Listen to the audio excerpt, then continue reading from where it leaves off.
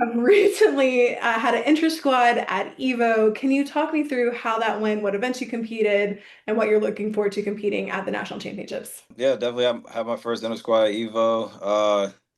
I mean, just the environment there honestly made it feel like an actual competition. I haven't had that feeling in a while, so it was very great to really get that competition feel right before championships, and being out with being competing with the guys, and having all of that pressure and that energy just like in one place. I feel like it's just gonna help me, but also everybody else as a whole, take that next step. As for my events, I'm only gonna be doing arm events, obviously. So I'm gonna be doing rings, parallel bars, and high bar. I think they had me on the list for pommel horse. I was gonna do that, but honestly, there's no point. So we was just like, nah, we just scratched that. I didn't know if you had been taking like a lot of tips from Steven and like you were like coming out to be the next pommel horse star. No, no, no, no. Maybe once my forearm heals up a little bit more, I should be good. I'm having some forearm issues that I'm dealing with, but you know, that's Jim. We're all dealing with stuff. I know that you had an invitation to come train at Evo a couple of years ago. What made this the right time for you to change coaches, change environment, and move to Florida and train there? I mean, for me, I kind of wanted to see like how established it was gonna be before I got out there. I didn't want to be like that. I didn't want to be like going to like a possible program and then like have something, happen, shut down, then I'm just like kind of stuck. So I kind of wanted to, see like how the program was gonna grow, see what they were about, and like I mean, honestly, my decision going into it was basically I feel like I just needed more resources at my age, like just more medical attention. Not that I wasn't getting it at Salto. We kind of had our little thing going where we had like trainers come to the gym and I would drive to Athletico and get treatment whenever I really needed it. But I feel like it's just nice having that conveniency of going to the gym and just going literally just walking right to the office of our trainer there, and just getting the necessary attention that I feel like I need at this point.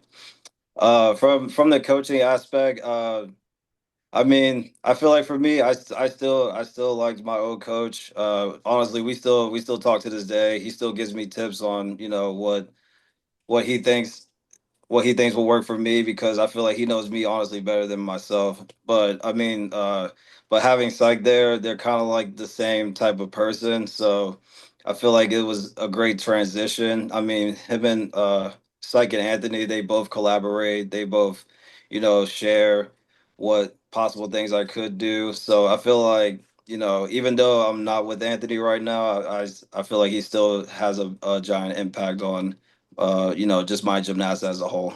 When you talk about training with Psych, he is a very similar age to you. So can you talk about the dynamic of training under someone who is a similar age and if Sam McCulloch is ever there giving you tips and tricks, that's also someone who was your teammate. So Yeah. that dynamic like? It was a little weird at first, but I mean, once I kind of figured out how I was gonna integrate in their program, and just kind of see like their training plans and stuff. It took me probably a solid month to get used to it. It was a big drastic change. Just the amount of workload compared to what I was doing at Salto was a little bit drastic, but I mean, I feel like for me that's good. I feel like those little extra things is probably gonna be, the thing I need to really take it to that next level. So I really just try to keep my head down and just, follow the plan and grind it out, and just see how it goes. I mean, and it's still gonna be continuing. So I'm just excited that I was able to actually just keep up with what they were doing, because I was dying my first week. Like I was just like, man, I cannot. I was like, y'all gotta chill. I'm 30. Like, I was like, I need a break a little bit. So I mean, there's obviously some back and forth, but I have respect for them and they have respect for me, and we always try to find that middle ground. Yeah.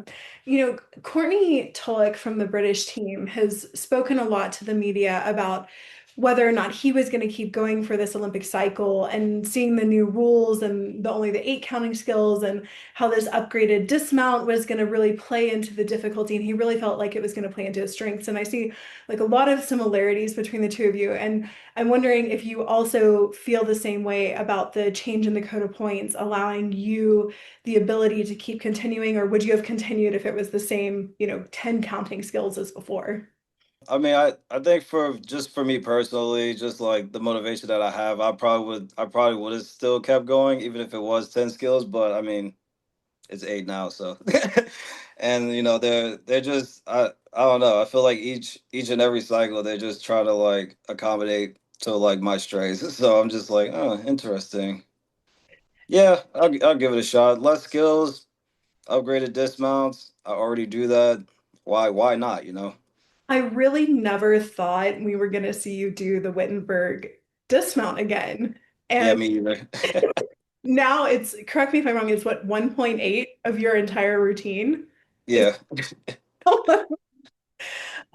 talk to me about coming back and deciding, okay, I am actually going to put my named skill back into this routine versus like just the triple tuck or doing a different dismount. I guess for starters, I don't even think I know how to do a triple tuck. Weirdly enough, I don't know why. I remember when before I was trying the triple pikes, I was doing triple tucks, but I was going crooked. So I was like, all right, let's just do in a pike position, and then all of a sudden I was just straight. So I'll lead off with that, and then I guess secondly. Just having 8 skills is really nice because honestly, I mean, I feel like my routine now is probably the easiest routine I've ever competed besides the dismount. Like that's kind of like the only thing I really need to worry about. So, just having that advantage, I feel like is just tremendous. I feel like for me. For nationals, you are one of the few athletes that actually has the opportunity to lock in their spot for the world team. So, for those of you watching on YouTube who don't know, if you compete the highest level difficulty that was shown either at the European Championships or the Asian Championships and you win the event, that athlete can actually lock their spot straight onto the world team without going to discretionary selection. So, I'm curious, you only have to do that 6-0 or 5-9 difficulty one day of competition. Do you have a strategy in mind where maybe you would lower difficulty one day and try and increase execution, or are you just doing the same routine for both days? Honestly, just going in, I feel pretty confident. I've been training my butt off doing this skill almost like every day. The routine is, I feel like pretty simple for me. The only thing I really need to worry about is just like actually just landing it and not, over rotating or anything like that. So I mean, so my goal coming in is just, just show it out. Just go for it all.